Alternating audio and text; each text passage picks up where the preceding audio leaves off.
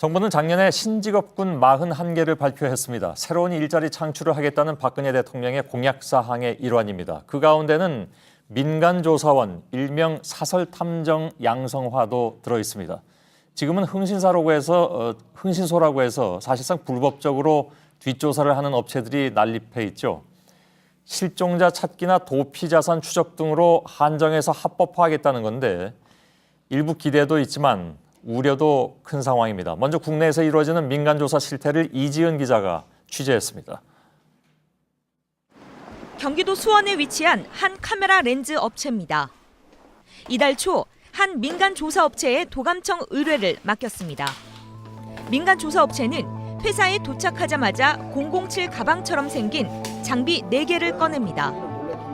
1억 원이 넘는 첨단 장비들로 무게만 20kg이 넘습니다.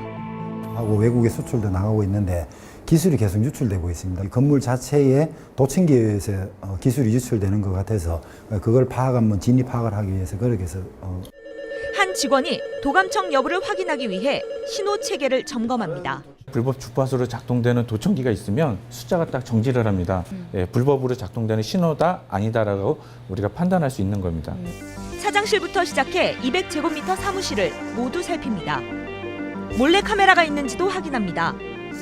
불법 카메라 렌즈가 설치돼 있으면 불빛을 깜빡입니다. 캐비넷 위도, 화분 밑도 샅샅이 뒤집니다. 전화 수화기에도 기기를 장착해 이상한 점이 없는지 확인합니다. 수색은 1시간가량 걸렸고 총 비용은 200만 원입니다. 사무실 전체 유무선을 도청 다 검색을 해봤는데요. 전혀 도청이 되는 건 없는 걸로 나오고 있습니다. 이들은 일명 사설탐정으로 불리는 민간 조사원들. 개인이나 기업의 의뢰를 받아 사사로운 사건이나 사고 정보를 수집합니다. 하지만 현재로선 민간 조사원의 활동 범위가 극히 제한돼 있습니다. 잃어버린 물건을 찾는 것은 허용되지만 사람의 뒤를 쫓는 것은 불법입니다.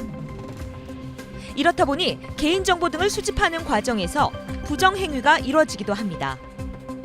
이 때문에 정부는 지난해 민간 조사원을 양성화하기로 했습니다. 불법적인 행태를 제도권에서 관리하겠다는 취지입니다. 또 사설 탐정을 찾는 수요가 늘어나고 있어 일자리를 늘리겠다는 겁니다.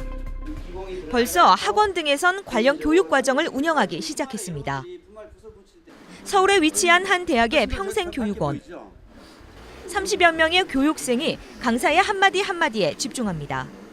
이 A4지 복사지에다가 지문을 찍어놓고 분발법으로 잠재 지문이 어떻게 현출되는지를 한번 알아보도록 하겠습니다.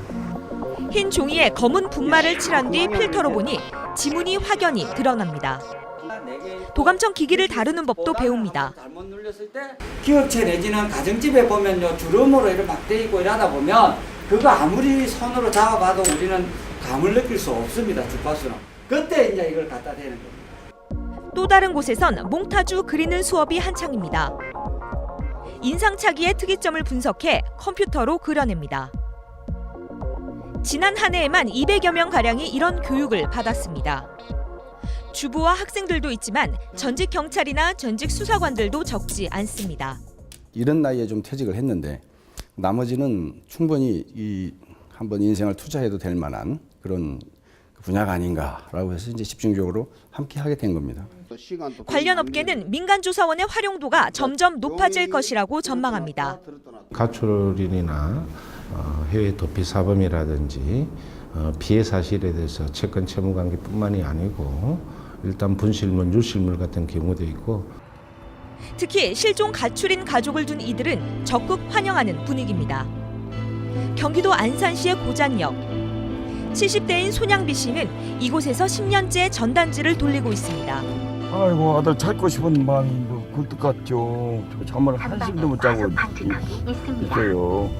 경찰에 실종 신고를 했지만 큰 도움을 받지 못했다고 말합니다. 고민 끝에 한 심부름센터에 의뢰했지만 돈만 날렸다고 토로합니다. 사진을 찍어오든지 하면 내가 돈을 300이고 200 주마. 또 사양도 하더라고요. 안 된다고. 찾으면 다면 얼마라도 싸려라 해야 되는데. 하지만 현행법상 목적이 선하다 해도 비용을 지급하며 개인정보를 수집하는 행위는 금지돼 있습니다. 민간조사원의 역할을 어디까지 확대할 것이냐를 두고 논란이 불가피해 보입니다. JTBC 이지은입니다. 네, 이렇게 사설 탐정이 활성화되면 제한된 경찰 인력으로 해주기 힘든 미아 찾기 같은 서비스를 대신할 수 있게 되기도 합니다. 다만 이렇게 될 경우에 경찰의 이런 활동이 크게 줄어서 결국은 돈 있는 사람만 양질의 서비스를 받게 되는 게 아니냐 이런 우려도 나오고 있습니다. 또 이들의 활동에 대한 감시가 제대로 이루어지지 않으면서 사생활 침해 논란도 커질 것으로 보입니다. 정부는 새 일자리라고 발표만 해놓고 이런 문제에 대한 대책은 손을 놓고 있다라는 지적을 받습니다. 고석승 기자입니다. 지난해 1월 4일 낮 4시 고속도로 순찰차가 시속 150km로 한 차량을 뒤쫓습니다. 달아나던 차량은 경찰이 공포탄을 쏘자 결국 도주를 포기합니다. 질주하던 차 안에는 흉기에 찔려 숨진 채 모 씨의 시신이 실려 있었습니다. 전 부인 이 모 씨가 불법 심부름센터에 사주한 겁니다. 불법 심부름센터 직원들이 받은 착수금은 195만 원.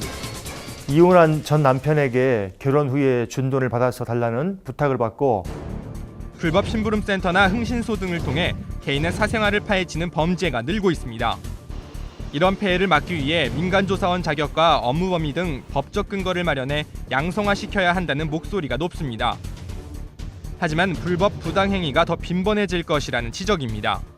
다른 각종 그 증거 관계 같은 것들을 뒷조사를 해달라든가 이런 것들을 요청을 하는 것인데 그와 같은 것이 현행 헌법상의 프라이버시를 명확하게 침해를 하고 아무리 법적 장치를 마련한다 해도 불륜조사 등에 악용될 가능성도 제기됐습니다. 또 서비스 혜택은 결국 돈 있는 사람만 양질의 혜택을 누릴 것이라는 지적도 있습니다. 이에 대한 반론도 만만치 않습니다. OECD 회원국 중 대부분이 이미 민간조사원을 공식화했다는 주장입니다. 미국은 각 주별로 자격 요건이 규정돼 있습니다. 범죄나 약물 중독 등의 전력이 없고 최대 6,000시간가량의 해당 경력이 있어야 면허증을 내줍니다. 용의자에 한해서만 개인정보를 열람할 수 있고 수사 중인 사안에 대해선 경찰을 통해 초동 보고서 등을 제공받을 수 있습니다. 이렇게 활동하는 민간조사원이 5만여 명에 이릅니다. 영국은 민간조사업 감독기관이 만든 교육과정을 이수한 경우에만 자격증을 교부합니다. 1만여 명의 민간조사원 중 전직 경찰이나 군인이 대부분입니다. 서로 정보 공조를 하고 이런 사건 취재, 조사, 이런 탐문 같은 걸 하면서 사소한 개인적인 이런 실수, 법을 위반할 때던가 아니면은 이 돈 금전에 대해서 세금 포탈을 했다던가 그럴 경우에는 자격 박탈되고. 양측의 입장이 첨예하게 엇갈리지만 정부의 진척은 더딥니다. 지난해까지 민간조사원 제도를 매듭짓겠다고 했지만 관리 감독할 중앙부처조차 확정하지 못한 겁니다. 피해자와 가해자가 뒤바뀌는 억울함을 줄여나가는 데 목표가 있습니다. 경찰청하고 법무부하고 서로 지금 계속 힘겨루기 하고 있기 때문에 정해지지가 안 된 상태죠. 민생 서비스에 대한 수요도 만족시키고 사생활 침해도 불식시키는 제도 마련이 시급해 보입니다. JTBC 고석승입니다.